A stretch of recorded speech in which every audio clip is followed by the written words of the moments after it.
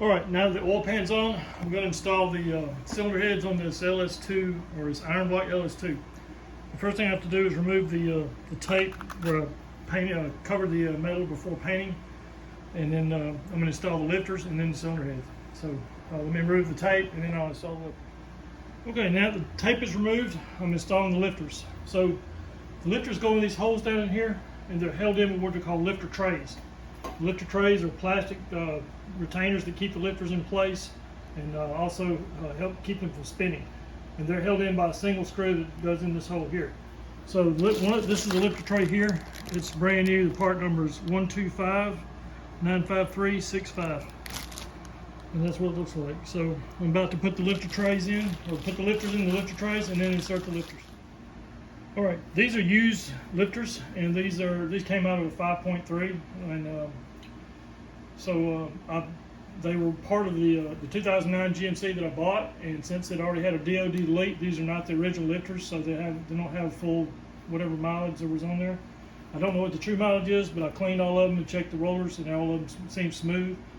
I cleaned them, gunked them, cleaned them, washed them again, blew them out with compressed air. And then lastly, I put WD-40 down in the rollers to keep them from rusting and getting any additional water out.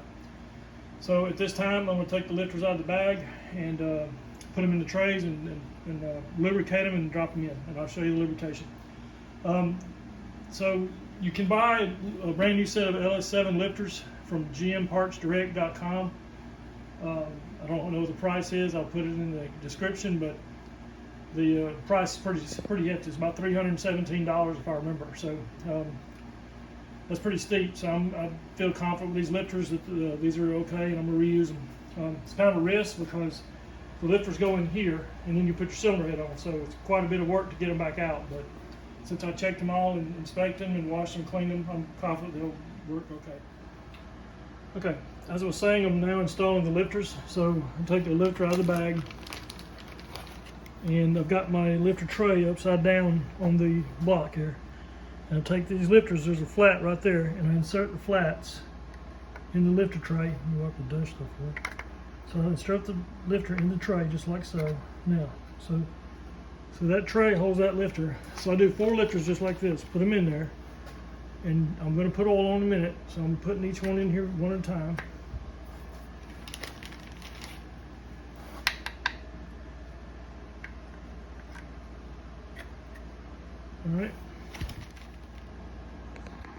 All right, back to what I was doing. So I now have all 4 lifters in the tray. They're dry, I haven't put any oil on them at all. So now I'm going to go back and pull each one at a time, not all the way out, but just lift it up a little bit and put a drop of oil here, here, here, and here, and then on the back side in the same area, and there, and there, and then slide these up and down the trays, just get a little bit of oil on the tray. Then I'm going to smear oil around the body of the lifter on all 4 of them to lubricate the lifters. And then I take this Permatex ultrasonic assembly lube and I put it down in the roller. I just put a big blob down in there, and there. And that's what I use to lubricate the actual roller that goes to the can. And then I just slide it down in the holes and put the bolt in. And the bolt, by the way, these bolts, I've already done this side of the engine. So each of these bolts is torqued to 106 inch-pounds, not foot-pounds, obviously, 106 inch-pounds. So those 2 trays are done, and now I'm about to do this one. And like I say, oil the tray, oil the body of the lifter, and then put the assembly lube on the roller. And I like to use, I have a syringe, so I don't know what size it is. It's a 60 millimeter syringe, and I fill it up with 10W40 oil. And I like to use this because I can administer very small drops of amounts of oil. Those oil cans, the Trigger oil cans, they spray oil everywhere. So I can put just the right amount of oil on things with this, so it doesn't go everywhere. All right, so I'm about to put these 4 in the process I just explained, and I'll show you what it looks like right before I put it in.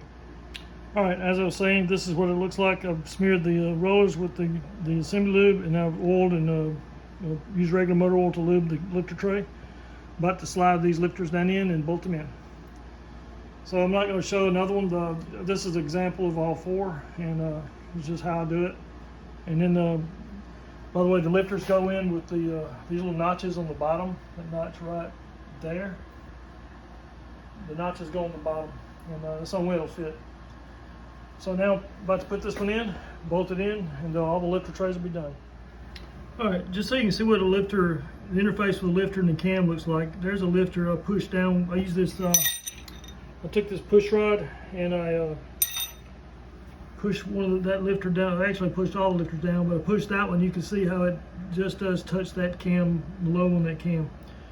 This is a roller cam, so all the lobes are, I'm going to demonstrate my hand, but the lobes are flat across the lobe runs like this. It might be egg shaped or whatever, but as the lifter rolls over the lobe, it's a flat surface to the lifter.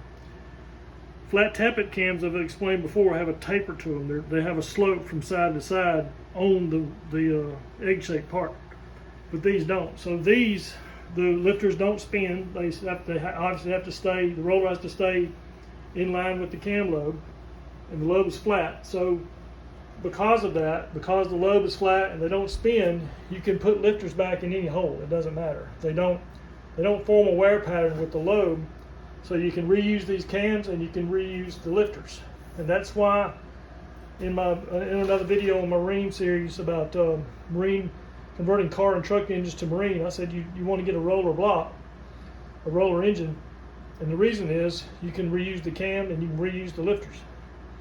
If it was a marine cam that would flat tap it, you'd have to throw that marine cam away and buy you a brand new marine cam if you used new flat tappet flat tappet valve lifters. That's one of the strong reasons for not using a flat tappet engine. Anyway, so that wraps up the installation of lifters, and I'm now about once I get the lifters done, I will show how I put the cylinder heads on.